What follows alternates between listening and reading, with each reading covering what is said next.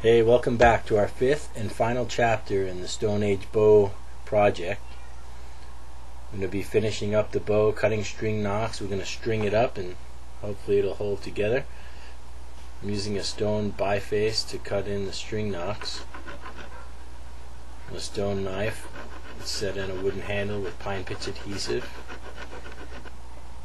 The blade is made of chert. Strong, durable stuff. I've been using this knife as a little saw for years now. Every now and then it chips and it just gets sharper as it goes.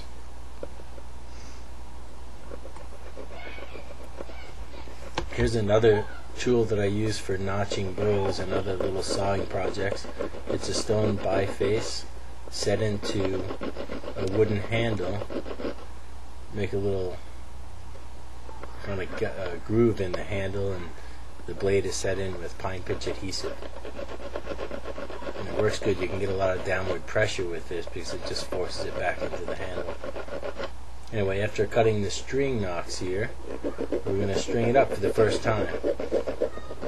And hopefully it's tillered well enough and it will hold together, it won't break. I've taken this string from another bow in order to speed up the process here. It's a linen string, and I'm going to use this just for the first stringing, see how the tiller goes. I put a little leather handle on it just so you could see where the center of the bow is easier. And there's this step through method when I string, and it looks odd but it works well. And there it is. Not too bad at all. That's pretty good for first stringing. It's a little stiff out at the tips, which is kind of what I was planning, so I like to lighten those up as I go. Otherwise it looks like it's bending okay. That one tip on the right, to my left, now it's on my right, is slightly naturally recurved, so it looks a little flatter. But I'm gonna take some more material, some more wood. I'm gonna scrape off the limb tips, lighten them up, and to get it bending a little bit more out there.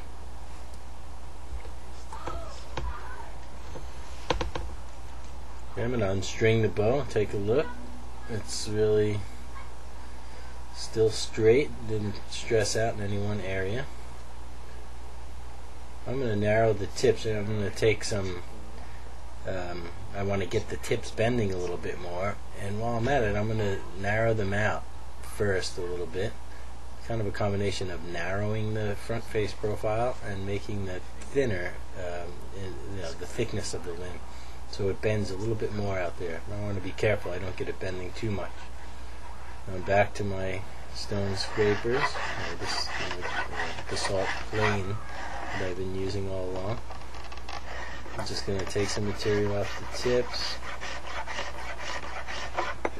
I'm going to restring it and take a look and see what kind of changes this is making to the tiller. I'm also narrowing the tips as I go. Here we go, second stringing. I don't know why I went back behind these bushes here, but one limb is a little hidden. Sorry about that. See, it's looking better already. It's bending a little bit better out through those tips. Again, one of the tips is a little naturally recurved, so it looks a little funky compared to the other one.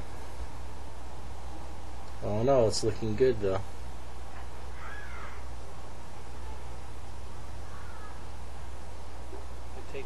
And I'm going to take some shots.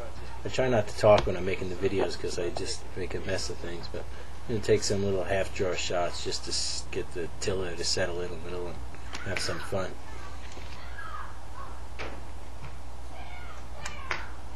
And it shoots pretty good. It came out pretty light. It's only about a 35-pound bow. At this little half draw, it's only like 20 pounds. Okay, I'm going to clean up the bow now. I'm going to use a nice sharp new scraper here. That sharp edge is going to be great. I'm just going to clean up little spots on the back. I'm going to take off sharp edges around the sides of the bow and generally get it as nice looking as I can.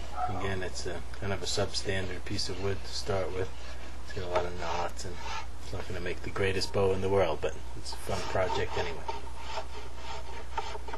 I'm just generally cleaning it up. Now I'm going to burnish the back a little bit just to kind of polish it up a bit. I'm just rubbing a deer antler on it. You could use a smooth rock or a glass bottle or something like that. It really doesn't do all that much in the way of protecting it, but it makes it look kind of nice. And it also, as you polish it up, it helps you to see where there might be scratches and things to get out little nicks and stuff. There it is, looking pretty good. I think I'll stick with the tiller. I'm going to give it a little paint job here, just for the fun of it. This is a little red ochre. It's actually a clay-based ochre, and I'm scratching it with a piece of flint. Add a little water.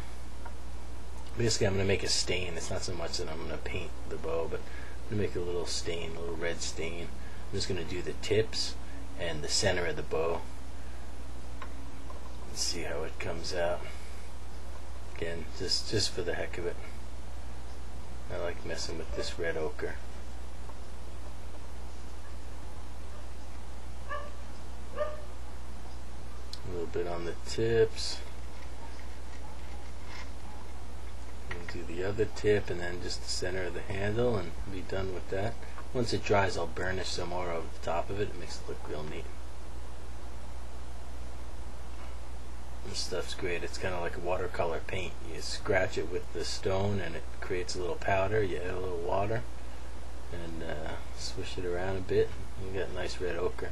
There's another chunk in the background there that was more of a yellow ochre.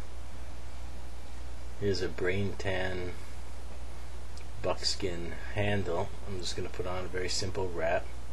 That's what I put on most all of my bows. It's just kind of a friction fit, and if I ever need to do some more work or take the handle off, I just pop them right off. I'm just going to wrap it down to the end and tuck the tail back underneath it itself and pull tight. Nothing fancy here. I like having a handle on my bows, and I shoot off the top of my hand. The arrow kind of glides across the top, but I like to have a little leather pad. There's a couple of other bows along with it.